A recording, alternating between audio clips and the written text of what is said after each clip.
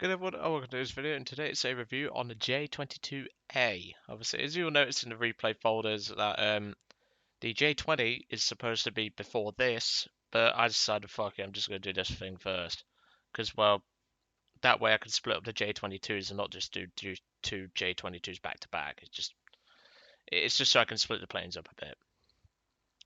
So the J22-A, when I first got my hands on it, I thought immediately Wildcat. If you don't know what I mean by Wildcat, I mean the F4F. If they don't know what F4F or Wildcat means or anything.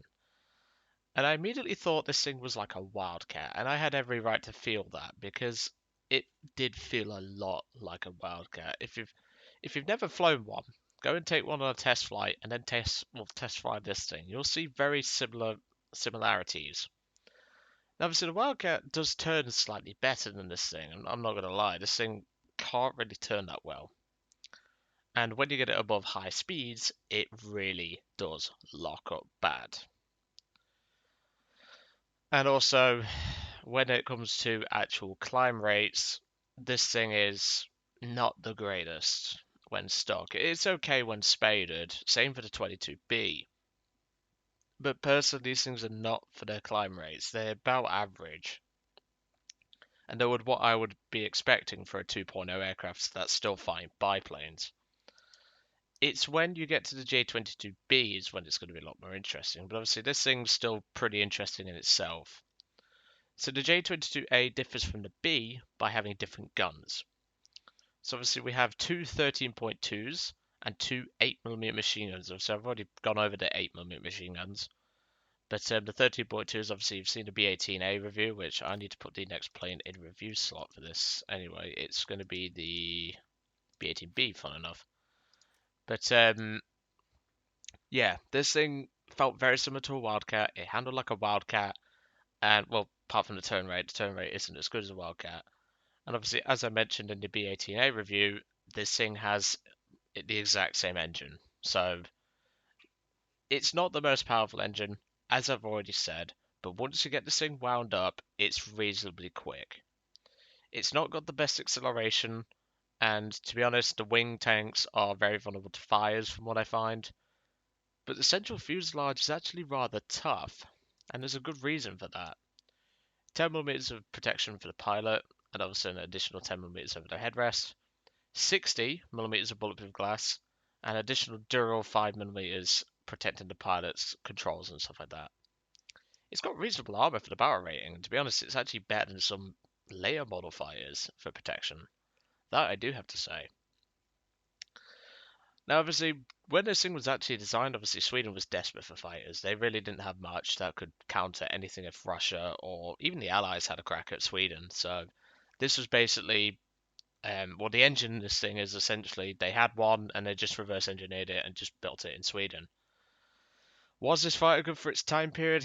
It was pretty debatable, but it got the job done, and obviously they were able to get aircraft such as the J21 online, which obviously is very good. Which obviously I'll be covering myself in their own reviews.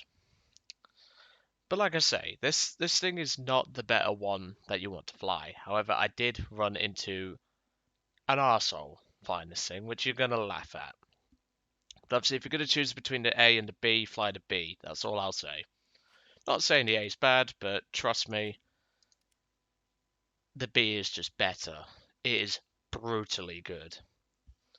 So today I was actually flying in this battle with Raptor Jesus, and I'm not sure because obviously this will be coming out a few weeks late.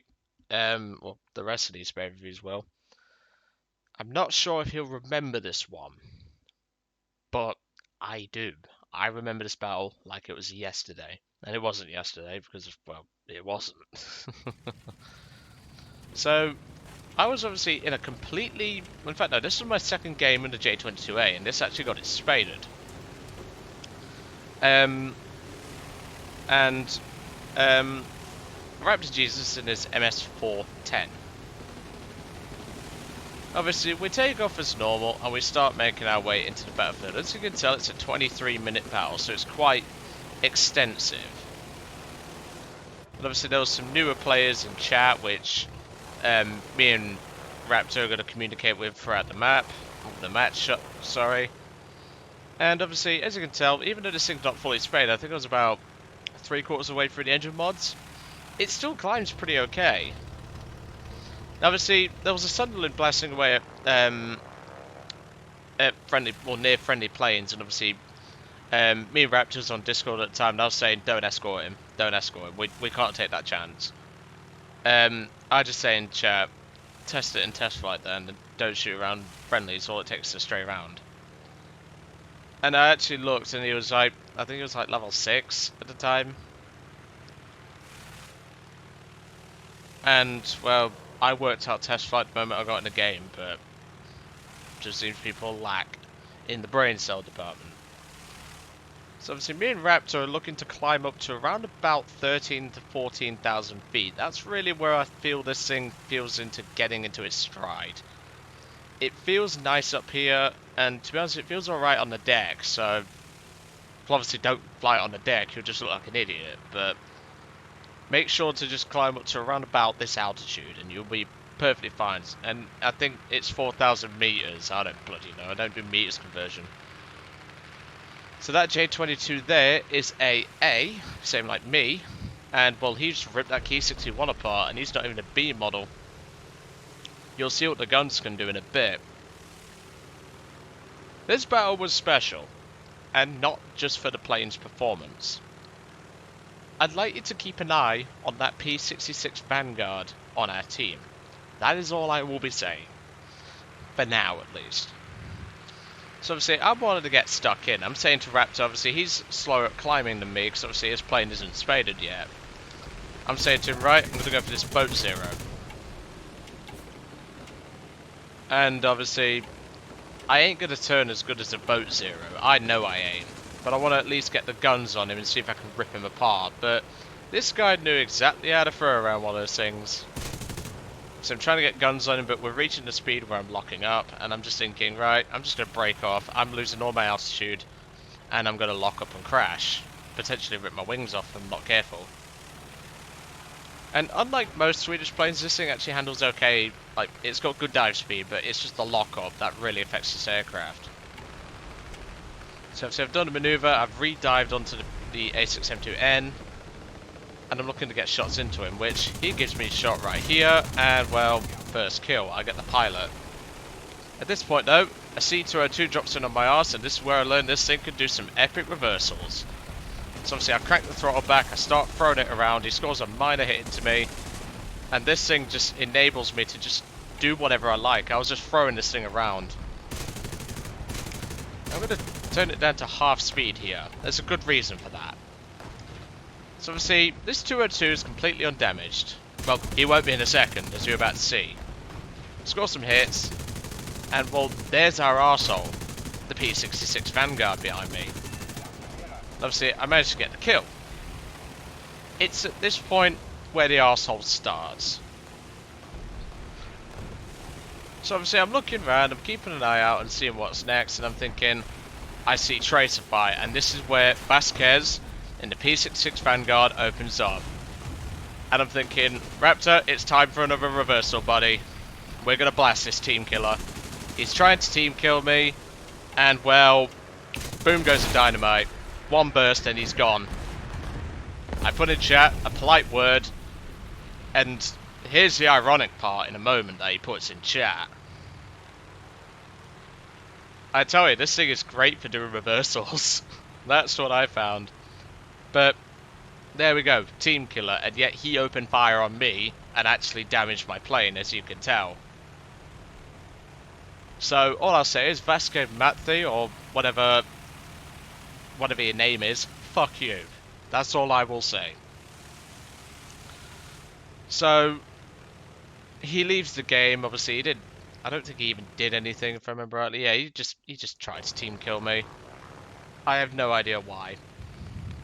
Now here's where another factor of the J22 comes into effect, and this is really where I fell in love for the plane. Well, for both obviously, because I knew both could do it if one could do it. So obviously Raptor was freaking laughing at that point when I pulled that reversal, because let's be real, it's not often you can pull an epic reversal like that and get away with it. And here's where you're about to find out why this battle was 23 minutes and not something like 15 or 20. I'm going for these AAA trucks. Obviously, I'm dodging the AAA fire. I'm doing my typical evasive maneuvers that I always do. Obviously, I'm looking to try and get shots once I'm closer. I score some hits. I take out the second one, go for the third, but I'm like, Raptor, I've lost all control, mate, other than ailerons. And it's at this point, we're in a bit of a problem, as you can see. I have no tail control. Now, one thing I found immediately is if I put the flaps down, it flies pretty much like a bomber. Bombers typically, when you put the flaps down after you've lost tail control, they tend to stick their nose up exactly like that. And I was really concerned at this point. I said to Raptor, right, I'm leaking oil, I'm leaking fuel. We need to try and get this thing home. I don't want to lose this plane. Obviously, I am going to skip ahead, but this was a long flight. So obviously, I'm using the flaps, I'm using throttle, and obviously, I'm telling Raptor, I know you don't have much ammo, mate, but I need you to go down into this base and take out those AAA guns. Obviously, he didn't have a lot of ammo, so I think he only got like 2 or 3, but I think Raptor actually saved my life, pretty much. So I'd just like to point out what my fuel load is. Obviously, I had 20 minutes of fuel when I left I took off from the runway. And let's just say it's leaking out rather fast, and so is the oil. Obviously, I'm cutting the engine to save the engine itself and the fuel, even though it's not going to make a world of difference, because obviously it's all leaking out the back end. And I think you guys can guess what's coming now. I say to Raptor, I'm going to have to try and put it down. I forgot to mention, this thing has some really cool looking landing gear. Like, the way it retracts and obviously releases itself for landing, it's just so cool. It's just so weirdly designed, but weirdly designed in a good way. So obviously Raptor's too busy talking, and I actually say to him, look, shut up, I need to focus. I didn't mean it in a rude way, but obviously he knew that, and I was just there like, I need to focus, mate. This is my one and only chance of landing this aircraft. And I was actually red in the face, sweating, and I had my focus face on, because I wanted to put this thing down. This thing deserved to land after the incidents that we'd had this game. And I could feel myself, I thought, she's not going to make it. And this is where I put the gear down, but obviously I'm going too fast. I put the flaps down, I put the gear down again, because obviously it's safe to deploy at these speeds. And I'm thinking, flaps down, I bounce, and then we bounce again, but the saving grace, the prop broke, and I was like, fuck yes. And Raptor was like, there is no way you've just done that. But I did. I somehow managed to land this thing with no tail control, 30 seconds of fuel left, and a dying engine.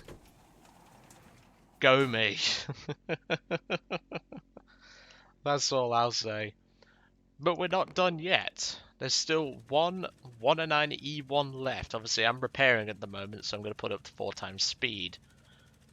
But I was saying to Raptor, I don't know how the fuck I put this thing on the ground, but I did. And there's the landing gear. I'm sorry, but that landing gear just looks so cool. The way it just turns and retracts. It's so much better than a Wildcat's landing gear. That's what makes it better. Like, looks-wise. Obviously, the armament is pretty comparable to a Wildcat, especially the J22-B is just ridiculous. But just that landing gear is just so cool. I just really enjoyed the landing gear because it's a unique design. You don't tend to see landing gear like that.